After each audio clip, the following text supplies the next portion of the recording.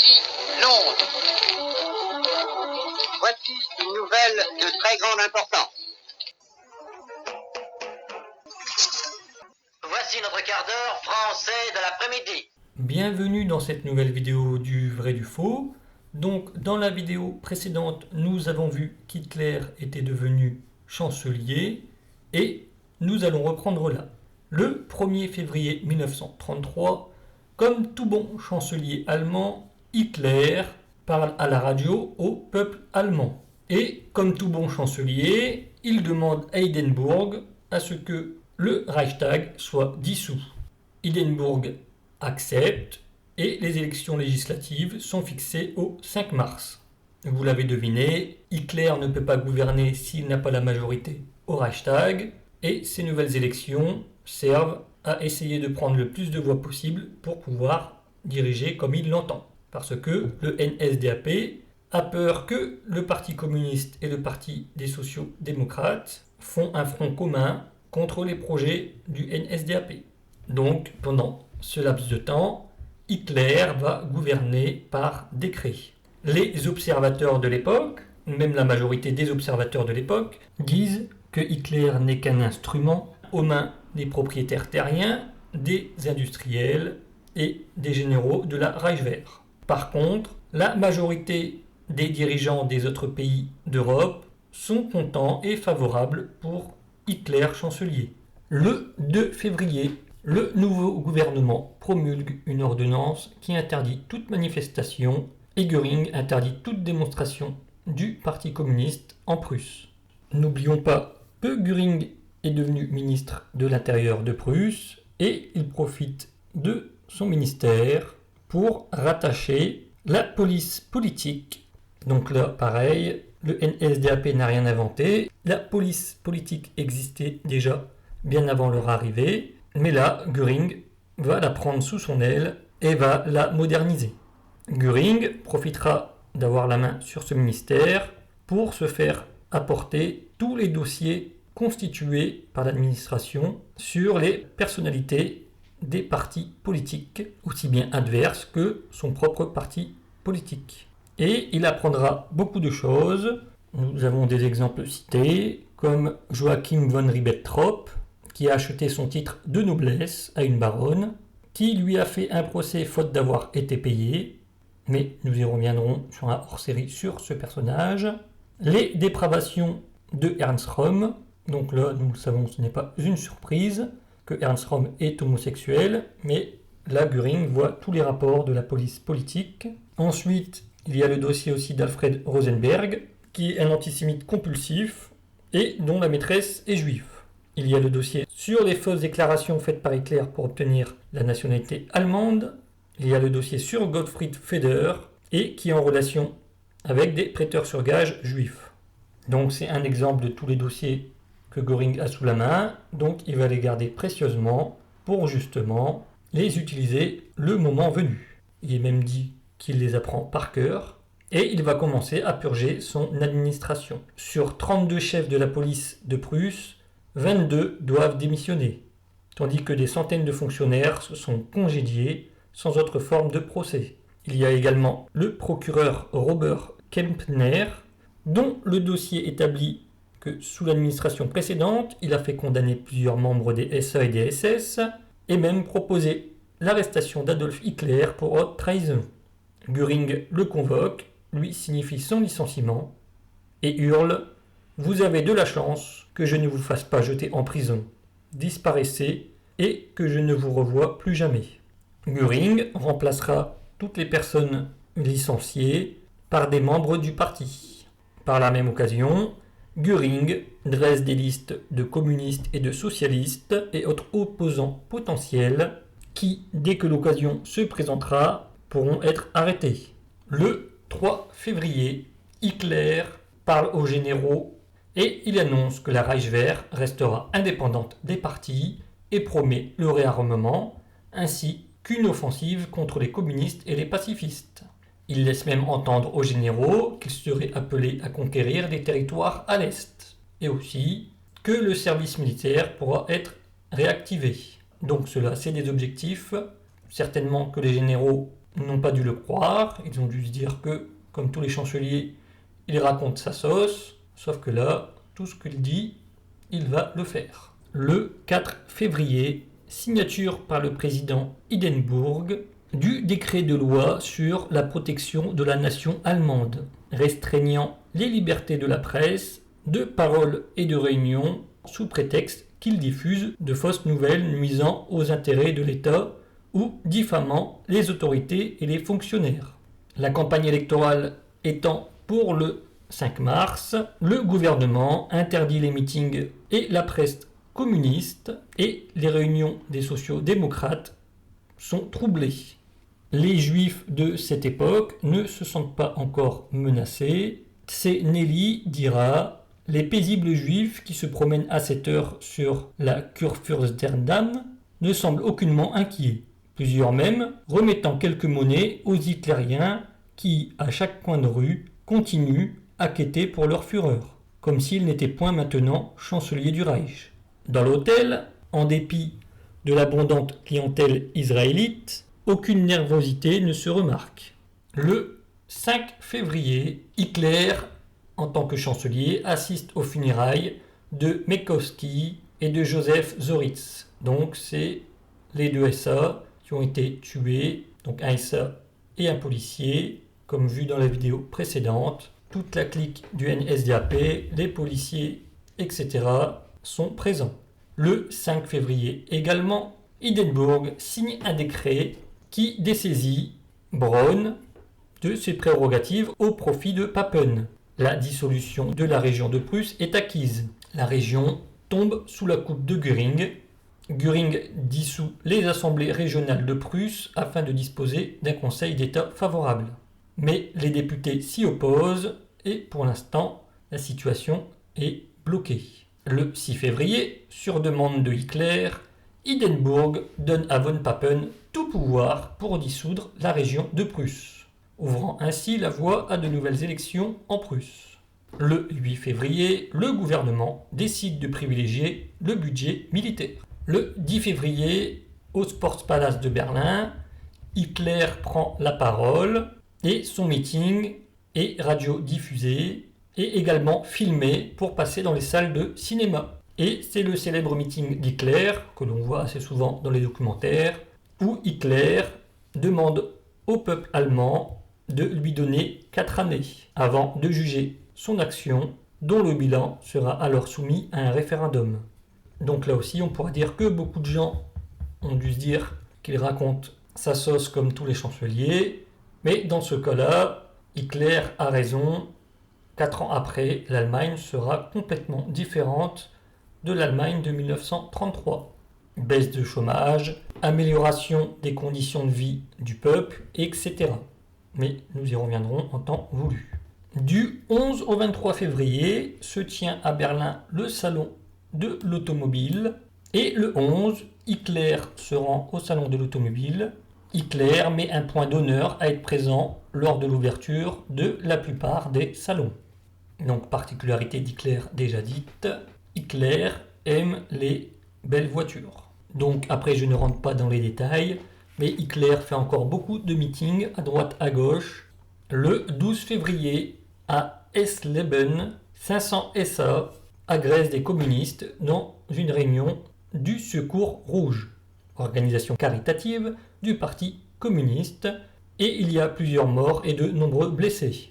Le 17 février, en Prusse, Göring donne l'ordre à la police de ne pas hésiter à tirer pour réprimer les manifestations. À partir de maintenant, toute balle tirée du pistolet d'un policier est une balle tirée par moi. Si l'on appelle cela du meurtre, eh bien, c'est moi qui l'ai commis.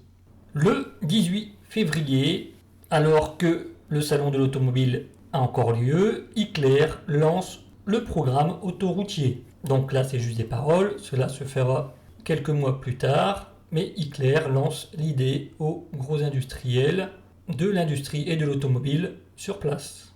Cela déjà parce que Hitler, d'après Puzzi, lui en parlait déjà depuis le début des années 20, quand il voyageait sur les routes et qu'il voyait que les routes étaient désastreuses en Allemagne, il a dit que l'une des premières choses qu'il ferait une fois arrivé au pouvoir, ce serait de faire de nouvelles routes.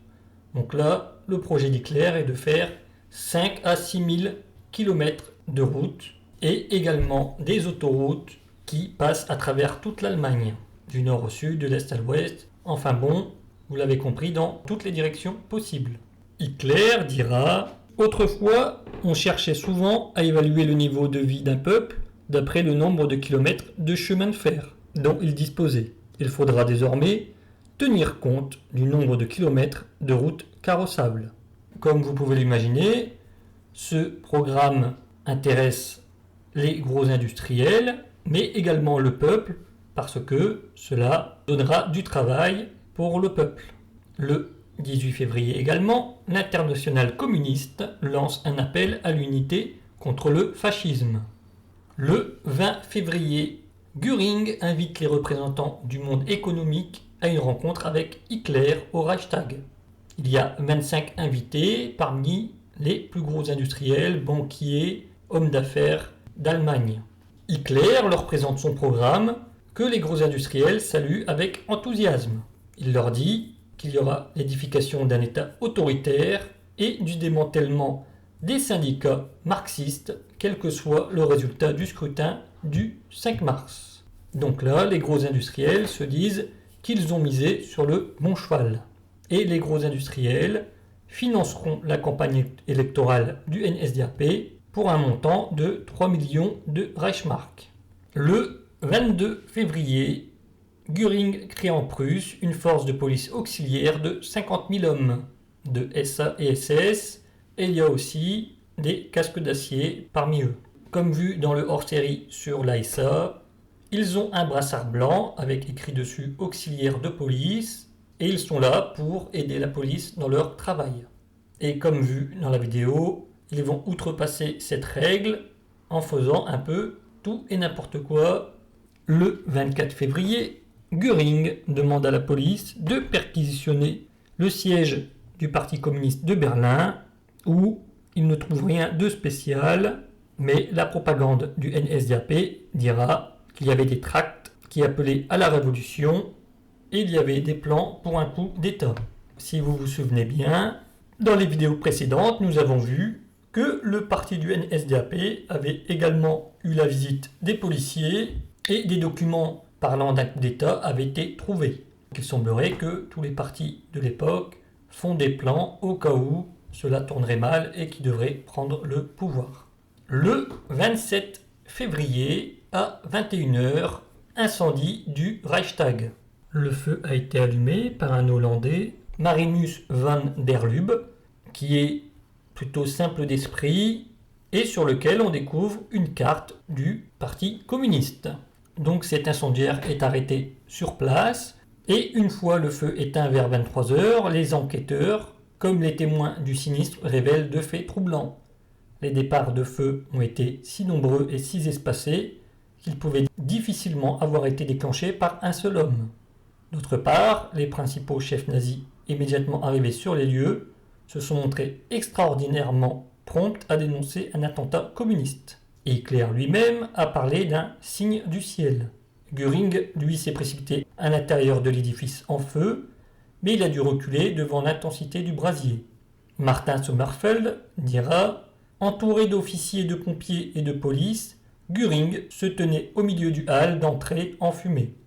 J'avais l'impression que cet incendie l'avait affecté, mais qu'il n'y attachait pas une importance exagérée. Avec calme et concision, il m'a chargé de recueillir auprès des pompiers et de la police les premières preuves. » Donc alors, qui sont les coupables de l'incendie du Reichstag? Les nazis eux-mêmes ont soupçonné Puzzi. Donc c'est Puzzi qui en parle dans son livre. Hitler et Goebbels mangent ensemble et Puzzi avait été invité pour manger avec eux. Et Puzzi étant malade, il a préféré rester au lit, en sachant que sa chambre donne sur le Reichstag. Donc les gens du NSDAP trouveront cela étrange, parce que Puzzi, jusqu'à maintenant, n'a jamais été malade, et que là, spontanément, il est malade la nuit de l'incendie du Reichstag. et du fait de sa proximité de la chambre avec le lieu de l'incendie, ils ont trouvé ça suspect. De plus, une autre personne, soupçonnée d'avoir été complice dans l'incendie du Reichstag, a été arrêtée, mais nous y reviendrons, et Puzzi l'aidera à s'enfuir d'Allemagne vivant. Donc tout cela fait que beaucoup de membres du NSDAP ont pensé que Puzzi était complice dans l'incendie du Reichstag. Le fait est qu'encore aujourd'hui, nous n'avons pas de preuves.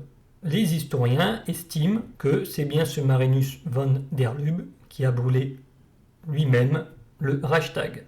Donc Marinus von der Lubbe a été dans la cuisine du Reichstag et s'est servi de draps, de nappes, de tissus pour commencer à mettre le feu. Il semblerait qu'il ait fait cette action seul. Göring, qui longtemps a été soupçonné par les gens d'être à l'œuvre de cet incendie, n'est pas coupable, parce que les historiens n'ont jamais rien trouvé sur Göring. Le seul fait qu'ils ont trouvé sur Göring, c'est qu'il a exagéré les choses. Donc il abusera les choses, il ne sera pas content du rapport des policiers, et comme il est le chef de la police, il fera le rapport lui-même. Et il exagérera sur la quantité de produits inflammables trouvés, etc. C'est ce qu'on l'on peut reprocher à Göring, mais comme dit, il n'y a aucune preuve comme quoi il est l'instigateur de cet incendie. Bien que la rumeur persiste toujours comme quoi cela a été provoqué sur ordre de Göring. Donc, avec Marinus von der Lubbe, l'incendiaire, seront arrêtés 2 autres personnes, ainsi que Ernst Togler, le président du groupe parlementaire communiste, qui s'est spontanément présenté à la police pour disculper son parti. Suite à l'incendie du Reichstag, 4000 communistes seront arrêtés et une centaine de juifs. Le 28 février, dans la journée, suite à l'incendie du Reichstag, Hitler demande à Hindenburg d'utiliser le décret sur la protection du peuple et de l'État, suspend grâce au décret de la protection du peuple et de l'État la liberté des personnes, l'inviolabilité du domicile, la liberté d'opinion, les réunions, la presse, le secret postal et légalise l'internement préventif ou définitif d'individus jugés dangereux. Ce décret met fin à la démocratie de Weimar et en même temps, il est l'acte de naissance du Troisième Reich. Personne ne sera plus désormais à l'abri d'une utilisation arbitraire de ce décret qui ne contient aucune clause garantissant une assistance juridique ou d'un appel devant une instance pouvant prononcer la levée d'écrou. À partir de cette date, il n'y a plus de gouvernement, plus de parlement, mais les gens ne sont pas plus inquiétés que ça parce qu'ils se disent que c'est pour les communistes. Ce décret est pour toute l'Allemagne et si une région n'applique pas les mesures, l'État interviendra dans les régions concernées et les chefs de ces régions seront considérés comme hostiles au gouvernement. À partir du 29 février, la propagande du NSDAP met tout en œuvre pour créer un climat de psychose des rouges. Göring ordonne la fermeture des musées, appelle la population à une vigilance permanente, renforce la surveillance des lieux publics et des centrales électriques. Et pour finir sur ce mois de février, de 1933 à 1939, il y aura 225 000 personnes qui furent condamnées à des peines de prison pour motifs politiques. 100 000 d'entre elles finiront en camp de concentration. Et pour la santé d'Hitler, pour cette année 1933, souffre de plus en plus de mal d'estomac, dû à l'augmentation du stress avec la prise de pouvoir. Il souffre d'œdème aux jambes et d'acouphènes. Hitler doit souvent interrompre des réunions. Il se plaint de douleurs cardiaques, d'insomnie et de production anormale de gaz. Les gens autour de lui conseillent d'aller voir un médecin, mais Hitler persiste à se soigner tout seul. Par la suite, il prendra un médecin personnel, le docteur Brandt, et celui-ci lui conseillera d'être examiné par un spécialiste, mais Hitler refusera toujours. Il a peur de son image politique, il a peur d'être perçu comme un malade. Pour ce mois de février, Goebbels nous parle des funérailles de Mekowski et du policier. Il dit qu'ils doivent avoir des funérailles de roi et qu'il parle avec Hitler comme quoi il faut dissoudre l'Assemblée de Prusse. Il dit « Rien n'est entrepris encore contre la presse, nous voulons la verser dans l'illusion de la sécurité. » Et il dit qu'Hitler a mauvaise mine. Il dit qu'il rencontre le prince et la princesse Bismarck et qu'ils sont très enthousiastes. Il parle également qu'Hitler parle à la radio, comme nous l'avons vu, et il dit qu'après avoir parlé à la radio, Hitler le retrouve lui, ainsi que le général von Epp, Esser, Hamann et sa demi-sœur Robal. Et Puzzi. Goebbels parle également qu'il va mettre tout en œuvre pour gagner les élections du Reichstag. Et il parle également qu'il est déprimé parce qu'il n'a pas obtenu encore de poste au sein du nouveau gouvernement. Hitler lui avait dit de patienter, mais nous pouvons lire que Goebbels est plutôt déprimé et que Magda en rajoute. Goebbels nous parle ensuite des funérailles du SA et du policier et il dit qu'il y a quasiment 600 000 personnes sous des trompes de pluie et que les funérailles sont grandioses. Goebbels parle du discours d'Hitler où il dit justement que les gens doivent leur donner 4 ans. Il dit « J'entends justement à la radio le discours de Hitler au Sport Palace enregistré sur disque. Excellent, bonne propagande, effet fantastique. » Après, il nous dit que Magda est malade, donc en fait pour tout le mois de février, des fois elle va bien, des fois elle est malade. Et il fait aussi, comme Hitler, encore beaucoup de meetings. Il dit également que Göring fait le ménage, mais il précise qu'ils ont des problèmes de trésorerie et que Göring ne fait rien pour les aider. Goebbels précise qu'ils ont la radio pour eux, qu'il n'y a plus de censure et qu'ils ne s'en privent pas. Hitler dira lui-même qu'il est enthousiasmé par les reportages radiophoniques. Et pour cette fin février, Goebbels nous parle de l'incendie du Reichstag. Il dit « Travail à la maison, beaucoup à faire. » Vers 9h arrive Hitler et Howie. Donc Howie, c'est le prince, fils de Guillaume II. Musique et palabres. Puis un appel de Puzzi. Le Reichstag brûle. C'est du délire. Mais il s'avère que c'est vrai. J'y fonce tout de suite avec Hitler. Le bâtiment tout entier est en flammes. Nous entrons, Göring est déjà là. Papen aussi, dont je fais là la connaissance. Le feu est parti de 30 foyers différents, allumés par les communards. Göring est en grande forme. Hitler enrage, Papen paraît tout petit. La salle des séances offre un tableau de désolation. Maintenant, il faut passer à l'action. Il précise « Tout le monde rayonne, il ne nous manquait que cela. Nous voilà sortis d'affaire. » Il dit « On arrête le criminel, un communiste hollandais de 24 ans. » Il précise également que des policiers monteront la garde chez lui. 2 SA ont été abattus à Berlin. Petite précision, c'est vrai que le NSDAP a pris le pouvoir. Ils arrêteront beaucoup de communistes, mais beaucoup de communistes ne se laisseront pas faire et il y aura souvent des fusillades entre les SA et les communistes. Donc voilà, cette vidéo est terminée. J'espère que vous avez appris des choses et je vous souhaite une bonne journée.